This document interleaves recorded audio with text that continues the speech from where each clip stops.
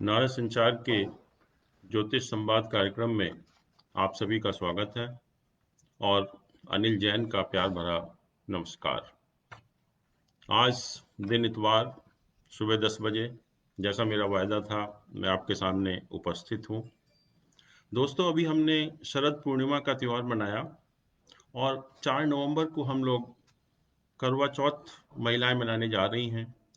8 नवंबर को महिलाएं अहोई अष्टमी का पर्व मनाती हैं और उसके बाद हम सब मिलकर 14 नवंबर को दीपावली पर्व मनाएंगे। मेरे पास बहुत लोगों ने प्रश्न किया, बहुत दोस्तों ने सवाल किया कि आप एक ज्योतिषी हैं, तो ज्योतिषी के पॉइंट ऑफ व्यू से इन सब त्योहारों का क्या महत्व है, हम क्या करते हैं। दोस्तों, मैं बताना चाहूँगा कि जो शरद पूर्णिमा का पर्व हमने मनाया, तो आपने देखा कि हम लोग सभी खीर बनाकर चंद्रमा की जो रोशनी होती है रात में उसको रखते हैं रात भर और सुबह उसको खाते हैं। मतलब इस त्योहार का चंद्रमा से संबंध है। इसी तरह जब महिलाएं 4 नवंबर को करवा चौथ का पर्व मनाने जा रही हैं, उसका भी आप देखते हैं चंद्रमा से बहुत बड़ा संबंध है। और करवा चौथ के दिन हम कहते हैं कि महिलाएं पति की लंबी उम्र की कामना करने के लिए निर्जला व्रत रखती हैं और पूरे दिन निर्जल व्रत का पालन करके रात को चंद्रमा की पूजा करती हैं और चंद्रमा देखने के बाद ही व्रत खोलती हैं। इस त्योहार को अगर हम देखें तो इसका स्वरूप जो है हमारे जो पिछले दिनों में बहुत बार बदला है। और अगर हम शुरुआत के रूप में इस त्योहार को देखें तो आपको पता होना चाहिए कि जब भारत में पहले बहुत छोटी उम्र में कन्याओं का विवाह हो जाया करता था। मुश्किल से 12 13 14 साल की उम्र में कन्याओं का विवाह हो जाया करता था और ऐसी छोटी बच्चियों को अपने घर से दूर होकर ससुराल में रहना पड़ता था। और अगर इतने छोटे बच्चों को अगर किसी चीज़ की समस्या हो, कोई भी अगर अकेलापन हो, तो उसको दूर करने का कोई साधन नहीं था। ये बहुत एक महिलाओं के लिए या बच्चियों के लिए बहुत बड़ी समस्या थी। तो इसको दूर करने के लिए ये कहा गया कि जो इतनी छोटी बच्ची है, वो कोई ससुराल में या तो कोई उसकी सहेली बन जाए या कोई धर्म बहन बन जाए, जिससे कि कोई भी अगर उसको समस्या हो, तो वो उसको शेयर कर सके उसके साथ, वो उसका हल जो है वो निकाल सके। और इसी के लिए ये त्योहार बहुत आनंद और उत्साह के साथ जो धर्म सहेलियाँ थी या बहनें थी, उनके बीच विशेष बंधन को मजबूत करने के लिए ये एक विशेष पर्व के रूप में एक त्योहार मनाया जाने लगा। और इसमें जो भी आपकी धर्म सहेलियाँ या बहनें होती थी, उनको आपस में एक दूसरे के प्रति कुछ शेयर करते थे, समस्याओं का हल निदान करते थे, खुशी मनाते थे और बहुत सच संवर कर एक दूसरे के सामने आते थे और एक बहुत ही एक उत्सव के रूप में इसको मनाया जाता था। फिर ये भी कहा कि ये त्योहार हमारे जो उत्तरी या उत्तरी पश्चिम भारत में बहुत विशेष मनाया जाता था और बाकी अ, इंडिया के पार्ट में नहीं मनाया जाता था।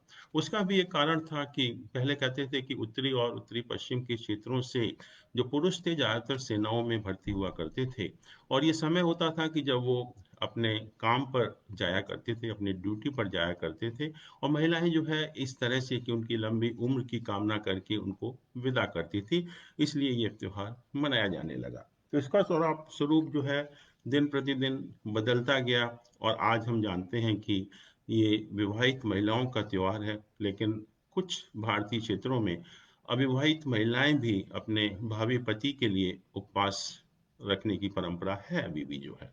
और जैसा आप जानते हैं कि महिलाएं इस दिन भगवान शिव और उनके परिवार की पूजा करती हैं और इस दिन एक मंगल सूत्र का विशेष महत्व है, जो कि वैवाहिक जीवन का सबसे बड़ा प्रतीक माना जाता है। महिलाएं पूजा की थाली सजाती हैं और उसमें आप देखते हैं कि बहुत सारी चीजें होती हैं, जैसे करवा है, धूप है, दीपक है, सिंदूर है, रोली है, काजल है, फल मेवा मिठाई और दूध है, हल्दी है, शक्कर है, जल आदि का प्रयोग करती हैं। और ये सभी वस्तुएं हम अभी बात भी करेंगे कि हमारे जितने भी ग्रह हैं, उन सभी ग्रहों की एक एक चीजें इसके अंदर होती हैं कि हम सभी ग्रहों का आशीर्वाद लेना चाहते हैं। अब क्वेश्चन ये आता है कि हम इस त्योहार को मनाते क्यों हैं। शरद पूर्णिमा या करवा चौथ में हमें चंद्रमा की पूजा करने की जरूरत क्यों पड़ी। अगर आप देखें तो ये वर्षा ऋतु की समाप्ति का समय है। और पिछले दिनों जब ये जुलाई में जब सूर्य और पृथ्वी की दूरी बहुत ज़्यादा होती है, तो पृथ्वी पर बीमारियां बहुत पनपती हैं। हमारा मन जो है बहुत एक डिप्रेस्ड कंडीशन में उदास हो जाता है, अशांत हो जाता है। और ख़ास तौर से आजकल के समय में जब हम कोरोना वायरस पैंडेमिक से गुजर रहे हैं, तो हम और अंदर एक नकारात्मकता आ चुकी है हम सभी के अंदर जो है। और ये जो त्योहारों की शुरुआत का समय है, और हम चाहते हैं कि ये जो त्योहार शुरू हो, उसमें हमारा मन जो है बहुत प्रसन्न रहे, मन बहुत उत्साहित रहे, और जितनी भी नकारात्मकता हमारे अंदर आ चुकी है वो एक तरह से पूरी तरह से दूर हो। और जैसा कि आप जानते हैं कि ज्योतिष में चंद्रमा को जो है एक बहुत सौम्य अर्थात शांत स्वभाव का ग्रह माना गया। चंद्रमा हमारे मन का, बुद्धि का, मानसिक भाव का, माता आदि का कारक भी है। और इसीलिए जो भी हम हमारे मानसिक शक्ति को बढ़ाना चाहते हैं, तो हमें चंद्रमा का सहारा लेना पड़ता है, चंद्रमा का आशीर्वाद लेना पड़ता है। और ये चंद्रमा, जैसे कि आप अगर जानते भी हों कि जब पहले बच्चा किसी के परिवार में जब जन्म लेता था, तो हम लोग ज्योतिषी के पास भागते थे और कहते थे कि जल्दी से पूछ कर आओ कि बच्चा किस पाई में पैदा हुआ है। और अगर हमको कोई कहता था कि बच्चा चांदी के पाई में पैदा हुआ है, तो परिवार वाले बहुत प्रसन्न हो जाया करते थे और वो कहते थे कि नहीं, अब हमें कोई ज़्यादा पूछने की ज़रूरत नहीं है। और आपको मालूम होना चाहिए कि पाई का अर्थ भी चंद्रमा से ही था कि चंद्रमा आपके हॉरोस्कोप में कितना बली है। और जब चंद्रमा, क्योंकि मन का कारक है, हमारी मानसिक शक्ति का कारक है, तो चंद्रमा अगर बली होता है तो हम कहते थे कि ये बच्चा अगर कोई लाइफ में प्रॉब्लम आएगी तो उसको फेस कर पाएगा, इसलिए हम बहुत खुश होते थे। और इसीलिए क्योंकि चांदी का पाया सबसे अच्छा माना जाता था, इसलिए अगर किसी बच्चे का भी जन्म चांदी के पाए से होता था तो हम बहुत प्रसन्न होते थे। और अभी जो एक नकारात्मक भावना हमारे अंदर जागृत हो चुकी है पिछले दिनों में, खास तौर से जो बरसात का जो टाइम होता है, और उसके बाद जो पृथ्वी पर बीमारियां भी बहुत होती हैं, और आजकल खास तौर से हमारे अंदर नकारात्मकता बहुत ज़्यादा हो चुकी है बिकॉज ऑफ कोविड-19। तो इसलिए चंद्रमा का महत्व और भी ज़्यादा बढ़ जाता है, क्योंकि चंद्रमा ही एक ऐसा ग्रह है हमारे जीवन में जो कि हमारे मन को या हमारी मानसिक ऊर्जा को बढ़ा सकता है। और क्योंकि त्योहारों का पर्व शुरू हो गया है, तो हम सभी चाहते हैं कि हम पूरे उत्साह के साथ और मानसिक उत्साह के साथ, और ख़ास तौर से जो नकारात्मकता हमारे अंदर आ चुकी है उसको सकारात्मक में सकारात्मकता में परिवर्तन करके हम बहुत खुशी से सब त्योहार मनाएं। और ये एक समय होता है जब परिवार में एक बॉन्ड होने का, परिवार में एक दूसरे के प्रति समर्पण करने का। और जैसा आप देखते हैं कि महिलाएं करवा चौथ के दिन व्रत रखती हैं, निर्जला व्रत रखती हैं, बहुत एक कठिन होता है। और ये एक संदेश देता है परिवार को या पति को कि वो अपना पूरा समर्पण अपने पति के प्रति या परिवार के प्रति दिखा रही हैं। तो नेचुरली ये पति का भी या परिवार वालों का भी एक रिस्पॉन्सिबिलिटी या कर्तव्य या उत्तरदायित्व हो जाता है कि वो उस समर्पण को वो भी दिखाएं कि वो भी कमिटेड हैं, जैसा कि महिलाएं अपने पति के प्रति कमिटेड हैं, ऐसे ही पति को भी दिखाना चाहिए कि वो भी जो है अपने पत्नी के प्रति समर्पित हैं या कमिटेड हैं। और जब भी परिवार में एक बॉन्ड, परिवार हम लोग इकट्ठा होकर एक अच्छा जो माहौल बनाएं एक परिवार के अंदर, एक दूसरे के प्रति समर्पित हों, और जो भी आगे दिवाली वगैरह त्योहार आएंगे उसमें हम पूरी तरह से शामिल हों, बहुत खुशी हो परिवार के अंदर, हमारे परिवार के अंदर एक बहुत एक सामंजस्य हो, और सभी जो है पति पत्नी बच्चे जो भी हैं सब एक दूसरे के प्रति पूरी तरह से समर्पित रहें। इसीलिए आप देखते हैं कि हम चंद्रमा का सहारा लेते हैं। शरद पूर्णिमा हो, करवा चौथ हो, हम चंद्रमा की ही पूजा करते हैं, क्योंकि चंद्रमा ही एक ऐसा ग्रह है जो हमारे मानसिक बल को बढ़ा सकता है। और मानसिक बल ही एक ऐसा है कि जो हमारी जितनी भी हमारी समस्याएं हैं लाइफ में, हम उनके सामना करने के लिए, उनको फेस करने के लिए तैयार होते हैं। और आजकल हमारे अंदर इतनी जो नेगेटिविटी है या नकारात्मकता है, वो ज़रूरी है कि हम आज उसको सकारात्मक सकारात्मकता में बदलें। और ये बहुत ज़रूरी है कि हम सभी मिलकर, महिलाएं नहीं बल्कि पतियों को भी चाहिए, मैं कहूँगा कि वो भी चंद्रमा की पूजा करें उस दिन। और बहुत अच्छा एक समय है ये 4 नवंबर में, इस समय जो करवा चौथ का जो समय पड़ रहा है। करवा चौथ जो है कार्तिक माह कृष्ण पक्ष की चतुर्थी को मनाया जाता है, जैसे आप जानते हैं। और इस बार 4 नवंबर को जो चतुर्थी तिथि है, वो सुबह 3:28 पर शुरू होकर 5 नवंबर 2020 को सुबह 5:18 तक रहेगी। तो इसीलिए, क्योंकि रात में हम चंद्रमा की पूजा करते हैं, तो शाम के समय या चंद्रोदय के समय हमारा जो चतुर्थी तिथि चलेगी उस दिन, इसीलिए हम इस पर्व को 4 नवंबर को मनाए जा रहे हैं। और जहाँ तक पूजा का सवाल है, जो महिलाएं चंद्रमा की पूजा करती हैं और या शिव परिवार की पूजा करती हैं, क्योंकि शिव जी को भी हम चंद्रमा का ही देवता मानते हैं ज्योतिष के अंदर। और जब भी चंद्रमा को हमें बलि करना पड़ता है या अपनी मानसिक शक्ति का विकास करना पड़ता है, तो हम भगवान शिव का ही सहारा लेते हैं। तो भगवान शिव का भी संबंध हमारे ज्योतिषी में चंद्रमा से ही है। और इस वर्ष 4 नवंबर को मैं बताना चाहूँगा खास तौर से महिलाओं को, कि जो पूजा का समय है, जो शुभ मुहूर्त है 4 नवंबर को, वो शाम को 5:34 से लेकर शाम 6:52 तक है। शाम 4 नवंबर को 5:34 से लेकर शाम 6:52 तक है। और जो चंद्रोदय का समय है, वो करीब शाम को 8 बजे है, जिसके बाद चंद्रमा को देखकर या चंद्रमा की पूजा करके हम जो व्रत को तोड़ते हैं। और इसमें ज़रूरी क्या है, क्योंकि हम चंद्रमा की पूजा कर रहे हैं, तो सबसे ज़रूरी जो महिलाओं के लिए है कि वो उस दिन कम से कम सभी के प्रति नम्र व्यवहार रखें। और जो नकारात्मक सोच को पूरी तरह से सकारात्मक सोच में उसको बदलें। और कुछ समय, जब हम पूजा का समय जो हमने बताया, कि उस टाइम अगर थोड़ा सा मेडिटेशन करेंगे तो उसका बहुत ज़्यादा लाभ होगा। क्योंकि इस समय जो 4 नवंबर को पूजा के समय जो ग्रहों की स्थिति है, बहुत अच्छी है। मैं बताना चाहूँगा कि जो चंद्रमा के ऊपर बृहस्पति की दृष्टि है, इसको हम योग बहुत अच्छा बोलते भी हैं। और जब चंद्रमा के ऊपर गुरु की दृष्टि होती है, तो चंद्रमा बहुत बलवान हो जाता है। और शनि जो है अपने ही घर में है, अपने ही भाव में है, योग कारक स्थिति में है। लेकिन शुक्र और जो सूर्य हैं, वैसे तो वो नीच के हैं, लेकिन जो उनका नीच भंग कैंसिल होकर वो राजयोग कारक बन रहे हैं। और जो लग्न का स्वामी शुक्र है, वो 5वें स्थान में है, जो कि हमने लक्ष्मी स्थान कहा, प्रॉस्पेरिटी का हाउस कहा। तो ग्रहों की स्थिति बहुत अच्छी है उस टाइम जब पूजा का समय है। तो मैं सभी महिलाओं से रिक्वेस्ट करना चाहूँगा कि पूजा करते समय कम से कम ये ध्यान रखें कि जो भी नकारात्मक सोच है उनके अंदर, उसको हमें पूरी तरह से सकारात्मकता में बदलना है।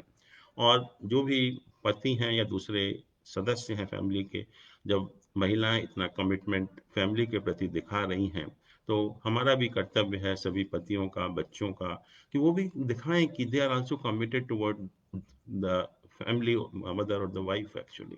और जब भी हम इस पर्व को अच्छी तरह से मना पाएंगे, और इसका उद्देश्य पूरी तरह से यही है कि हम जो भी हमारे अंदर नकारात्मक सोच है, उसको हम सकारात्मक सोच में बदलें।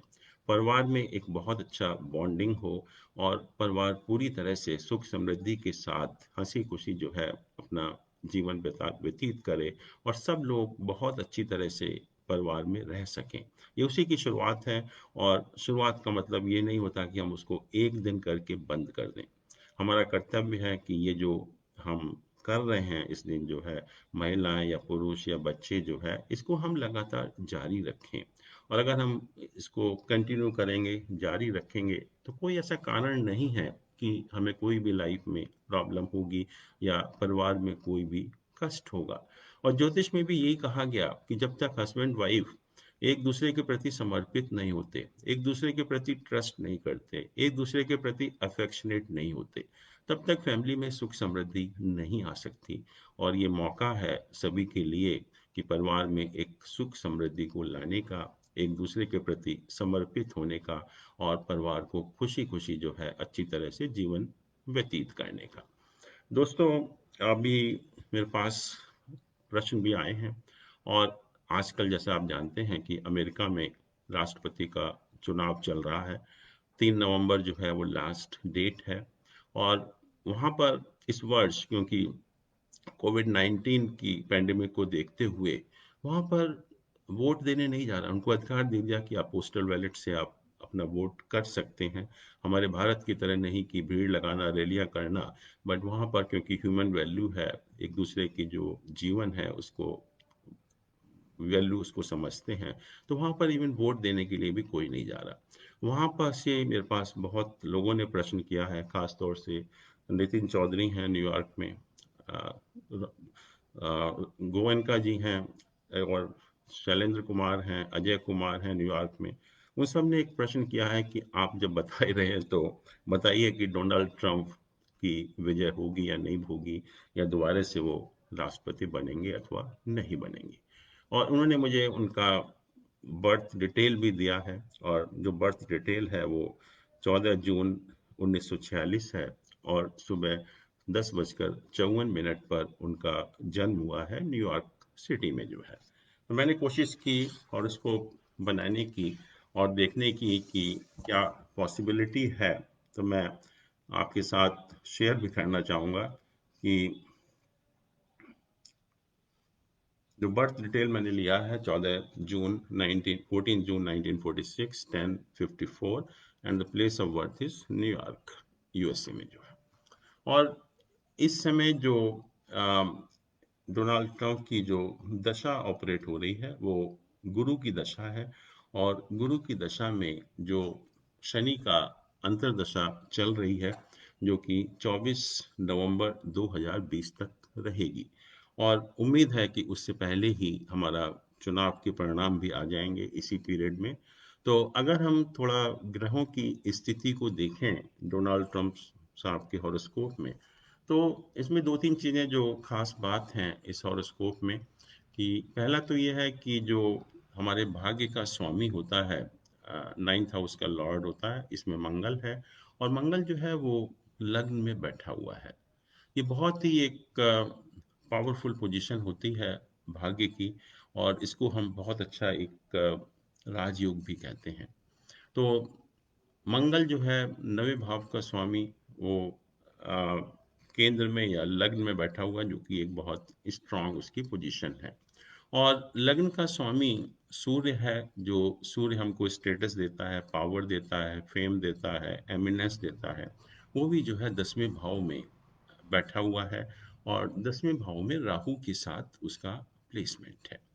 सन को हमने जो राहु के साथ सन को हमने जो 10म भाव में बहुत बली मानते हैं। और उसी की वजह से आपको लाइफ में स्टेटस भी मिलता है। चंद्रमा को देखें, चंद्रमा नीच का है 8 नंबर स्कॉर्पियो साइन में, और चौथे भाव में स्थित है। आपको ताज्जुब होगा कि नीच का चंद्रमा चौथे भाव में बैठकर nobody can even think of becoming the president actually. But यहाँ पर अगर आप चंद्रमा को देखेंगे तो चंद्रमा का नीच भंग हो रहा है। ज्योतिष में कुछ कंडीशंस ऐसी होती हैं, कुछ पोजीशन ऐसी होती हैं ग्रहों की, कि अगर वो एप्लीकेबल होती हैं तो जो प्लैनेट नीच के होते हैं उनका नीच भंग ही नहीं होता, वो राजयोग कारक बन जाते हैं। तो चंद्रमा यहाँ पर राजयोग कारक प्लैनेट बन गया है, क्योंकि उसका नीच भंग या उसका जो जिस साइन में प्लेस्ड है, जिस राशि में प्लेस्ड है मंगल, वो राशि का लॉर्ड स्वामी भी केंद्र में बैठा हुआ है। तो चंद्रमा जो है वो नीच भंग हो जाता है। और हम कहते हैं कि राजयोग ऑपरेट होने के लिए ये दो प्लैनेट हैं, दो ग्रह हैं, सूर्य और चंद्रमा, बहुत बली होने चाहिए। और अमेरिकन प्रेसिडेंट जो कि विश्व का सबसे शक्तिशाली व्यक्ति है, उसके लिए तो जरूरी है कि सूर्य और चंद्र की स्थिति बहुत पावरफुल होनी चाहिए। तो यहाँ पर जो हमने देखा कि सूर्य जो है लग्न का लॉर्ड है, 10म भाव में स्थित है, जो हमारे प्रोफेशन का भाव है। चंद्रमा चौथे भाव में है, जिसका पब्लिक से संबंध है। और जब तक चंद्रमा का पब्लिक से संबंध नहीं होता चौथे भाव का, तब तक हमें पब्लिक का सपोर्ट नहीं मिलता, हम लोग नहीं सोच सकते ऐसे पद को प्राप्त करने के लिए।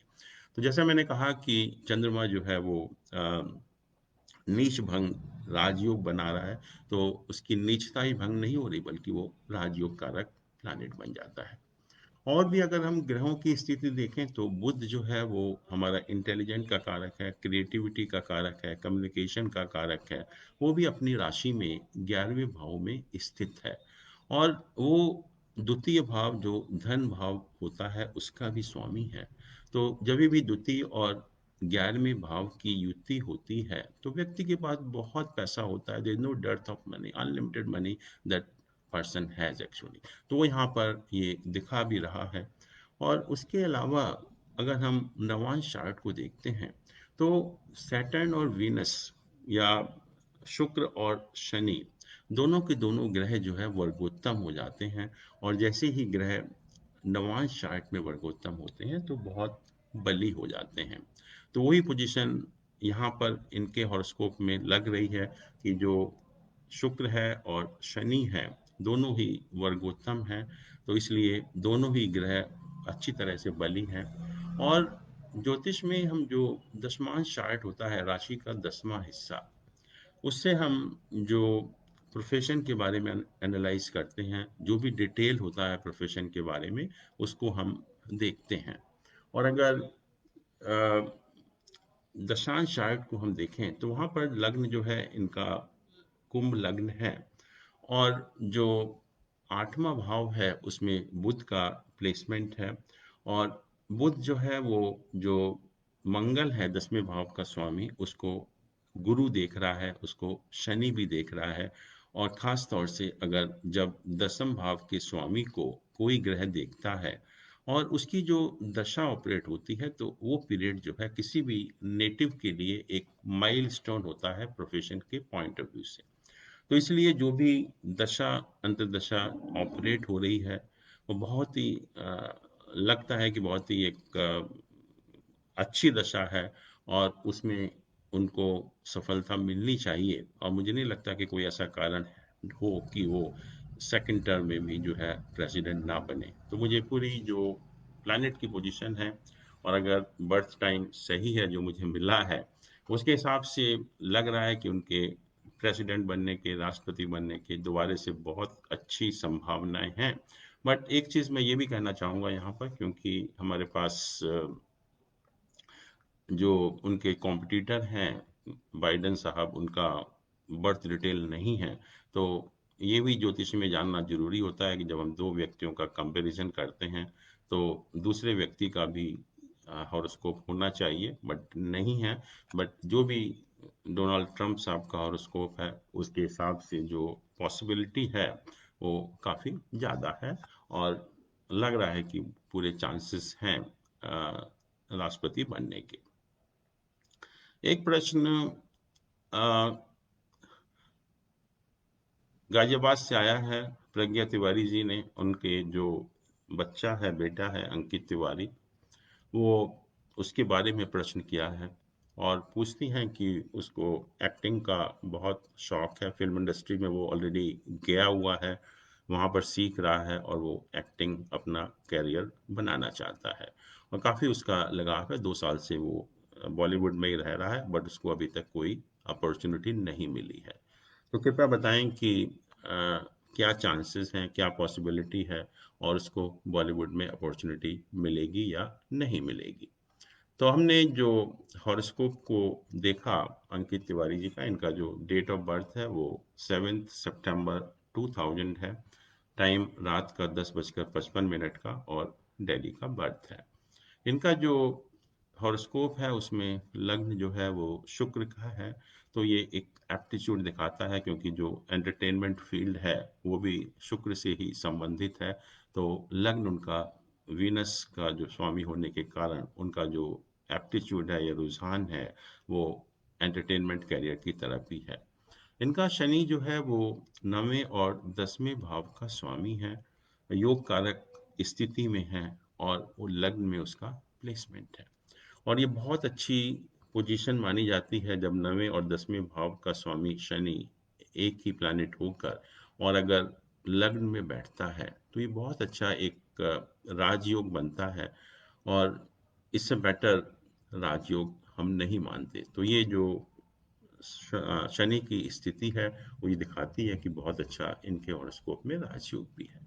फिर जहाँ तक सूर्य का सवाल है, सूर्य जो है अपनी राशि में चतुर्थ स्थान में स्थित है, उसको भी काफ़ी पावरफुल माना गया और चतुर्थ स्थान में बैठकर अपने दसम भाव को भी वहाँ से देख रहा है। और जो सबसे अच्छी बात है इनके हॉरोस्कोप की कि जो बुध है, बुध और शुक्र दो ग्रह हैं जो कि हमारे इंटेलिजेंस से, क्रिएटिविटी से और बॉलीवुड से संबंधित भी हैं और दोनों के दोनों पांचवें भाव में बैठे हुए हैं। पांचवा भाव हमारा हायर एजुकेशन का होता है, इंटेलिजेंस का होता है, क्रिएटिविटी का होता है और जब ये दो ग्रह और खास तौर से बुध उच्च का होकर वहाँ बैठता है तो ये दिखाता है कि जो नेटिव है बहुत ही क्रिएटिविटी है उसके अंदर और बहुत ही जो इस टाइप के जो रोल हो सकते हैं, बिकॉज एंटरटेनमेंट के अंदर हमें क्रिएटिविटी भी बहुत चाहिए। तो उस टाइप का हॉरोस्कोप है और क्योंकि शुक्र जो है वो एक उच्च के ग्रह के साथ बैठा हुआ है तो शुक्र का भी जो है वो नीच भंग हो जाता है। इसके अलावा जो मंगल है, मंगल का जो प्लेसमेंट है जो चतुर्थ भाव में है वो अपने सातवें भाव को देख रहा है जो कि उसकी अपनी राशि है। तो ये भी एक बहुत स्ट्रांग पोजीशन है मंगल की कि बच्चे के अंदर जो कॉन्फिडेंस है जिसकी ज़रूरत होती है, पर्टिकुलरली जो फिल्म इंडस्ट्री में, कि अगर कोई प्रॉब्लम भी आती है तो उससे आपको दूर नहीं होना है, उसका सामना करना है। गुरु का जो प्लेसमेंट है वो लग्न में है और लग्न में गुरु का जो स्थिति सबसे अच्छी मानी जाती है क्योंकि ये पांचवें स्थान को भी देखता है और हमारे जो भाग्य स्थान है नवा भाव उसको भी उसके ऊपर दृष्टि डालता है। और गुरु एक कहते हैं कि हम we have blessing with blessing of God with you, कि हमारे ऊपर ईश्वर की एक कृपा बनी हुई है। और यही एक बेस्ट प्लेस इसीलिए कहा कि जब गुरु लग्न में होता है तो एक तो जो नेटिव होता है, व्यक्ति होता है, उसका स्वभाव बहुत अच्छा होता है और दूसरा जो तीनों लक्ष्मी स्थान हैं, तीनों त्रिकोण स्थान हैं, उनसे उसका संबंध भी होता है। और जब त्रिकोण स्थान से संबंध होगा तो नेचुरली लाइफ में प्रॉस्पेरिटी आएगी आएगी, ईश्वर का साथ हमेशा रहेगा भी जो है। तो उस दृष्टि से भी जो सभी ग्रहों की स्थिति मैं कहूँगा बहुत अच्छी है। और जो बच्चे की जो इस समय दशा चल रही है वो दशा इस समय सूर्य की दशा शुरू हुई है और सूर्य की दशा में इस समय चंद्रमा का पीरियड अभी खत्म हो गया, 13 सितंबर को मंगल का पीरियड चल रहा है। और उम्मीद है कि जब गुरु का गोचर नवंबर के महीने में या इसी महीने में जब कैप्रिकॉर्न साइन में, मकर राशि में जब गुरु वापस आएगा तो उस टाइम बहुत अच्छे समय की शुरुआत होगी। और उम्मीद है क्योंकि वो गुरु पांचवें भाव को भी देखेगा जो कि हमारी प्रोफेशन लाइफ में न्यू अपॉर्चुनिटीज़ का हाउस है, तो कुछ ना कुछ अच्छी अपॉर्चुनिटीज़ मिलेंगी बच्चे को।